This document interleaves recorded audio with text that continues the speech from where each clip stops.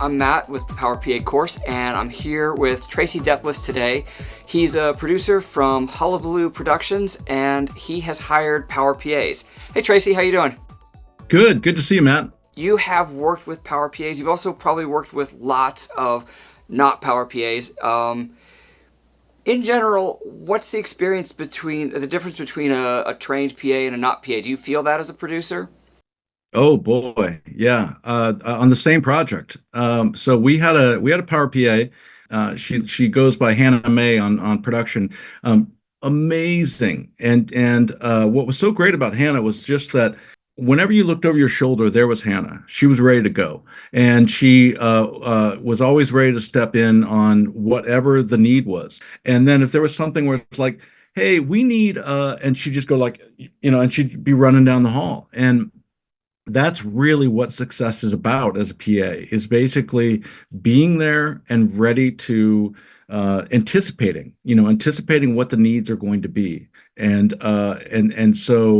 that's was wonderful about her. And then we had a PA who came to us who had not had any experience and just could not what just kind of kept getting into and interrupting production in a bad way. It was just not sort of an awareness of, when things were rolling or just not anticipating, not sort of reading the room, which is so important as a PA and kind of getting a sense of, who might need something next.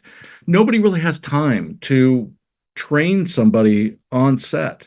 You know, so when a PA comes in and they already know what they're supposed to be doing or have an idea of what they're supposed to be doing and they're open to instruction, they're open to direction, man, just night and day. Let's talk about that. Training for a PA. Like in the job world, you get hired for a job and there's an expectation that there's going to be, a minimum a half a day, but probably a week of just getting to know how the office works and how things flow. And how is the film industry different from that?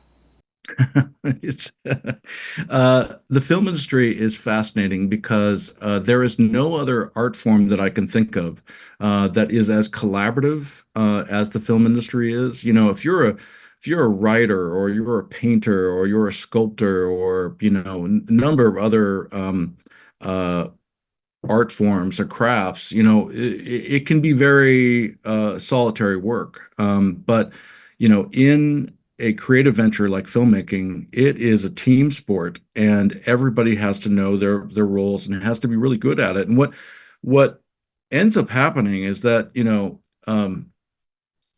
people arrive at their call time and they come in and then they just start doing what they're supposed to be doing even if they've never worked before together.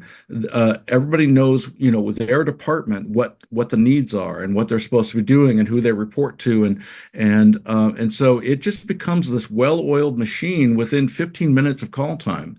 So yeah, there's not a lot of grace. You're expected to hit the ground running, and a PA even more so. A PA is moving even faster and has to just be a million places at once. Yeah, absolutely. And so I think a lot of people imagine the film industry being movie sets. And movie sets are typically union, and there's very strict departments, and some PAs struggle when they come over to more corporate or instructional um, productions where things work a little bit differently. Like, what do you expect in terms of flexibility from a new PA? Well, one of the things, I worked in LA for about 8 years, and everything there is very sort of siloed, and there are, I was an editor at MTV for a long time, and I was used to cutting my own music, but that's not the job of the editor. That's the music supervisor's job. And so I'd hop out of the chair, and the music supervisor would get in and cut the music. It's very much kind of like everybody has a role, and you sort of stay in your lane. In the smaller productions, one of the things I love is that everybody ha gets the chance to wear a lot of hats, and so especially when you're sort of a lean team where you have perhaps it might be just a four-person team where it's a director slash producer, a camera, audio op, and a PA.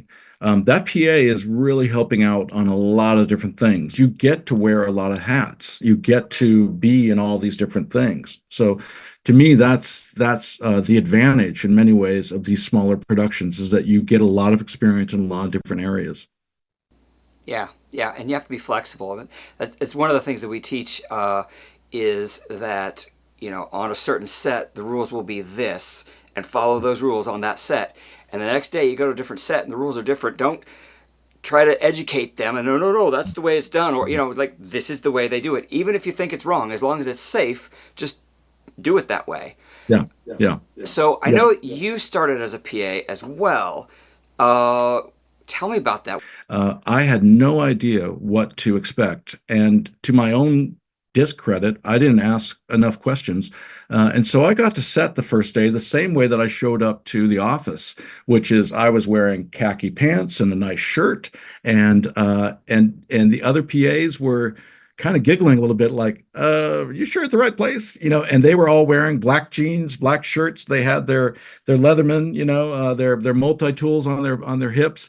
And and I quickly found out why, because it was a car commercial, and all we were doing all day long was moving props and moving, and working in this industrial warehouse and I definitely got dirty, and it was just kind of like, oh, okay, you gotta, get prepared for the thing, but it's all about being being ready to take on whatever the opportunity is. And I also have to share that I miss being a PA because now I am a producer director, and when I was a PA, one of the best things about being a PA is that as a PA, you can go, let's say you are on a film set or a commercial set or, something a little bit bigger than a corporate thing. Um, you're able to go over and hang out by the grip truck, and you could ask the gaffer or the grip about, like, well, if you were shooting a scene in the kitchen, you had to have some outside light, sunlight, but then the inside, like, how would you light that, or you could go over to the art department and ask, questions about props, or hang back in the camera department and ask questions about, like, well, why would you use that lens, or all that kind of thing. Nowadays, when and no one's going to think twice about a PA hanging out in their department, and they're going to be probably very open with their knowledge and wisdom, which is a wonderful place to be. Uh, Whereas now I still have that curiosity about all those things. And now if I go over and I hang out in the grip department or the camera department or the art department, somebody's going like, how can I help you? And Right, the so boss is hanging around. Yeah. yeah, yeah. And so it's not as fun, because I can't hang out the way I used to when I was a PA. So, there's some wonderful things about being a PA because you have access, you have sort of like a skeleton key to basically go into every department and use that wisely. That's your graduate school, you know. Tell me about lessons you've learned, and if you were advising um, a new PA, what would you tell them? If someone asks you to help out in some way, jump in. Don't like, don't be changing the lens on the camera if the DP hasn't asked you to do that, of course. But if you are invited by someone to help out, jump in because that is your opportunity, and you never know where that is going to open new vistas for you. For example, Hannah was on our set as a craft service person, and she had a passion for the art department. And when I knew that, I often would charge Hannah with, like, hey, we need to alter this set a little bit because it's very very similar to, how we shot this last scene. And she would just jump in, and that was for her a golden opportunity to sort of, raise up. And because she was so good at jumping in and taking on more responsibility than she had been assigned, uh, when we were looking for someone to bring into our team at Hullabaloo to be a production coordinator and help out with scheduling shoots and number of other things. Um, we talked to Hannah and brought her in, and she was great fit with our culture. She was amazing, and got to the point where after being with us for a while, we actually I made her a associate producer on one of our shoots, and which she did fantastically. And so she went from being a PA to an AP. I think that is a good testament to her character, but also to her training as a power PA. Understanding what is expected of you and meeting the moment. As a producer director who is in the position of hiring PAs often, my experience with PAs from the Power PA course has been phenomenal because they hit the set ready to go and take on any opportunity and any assignment that's given to them and exceed the expectations.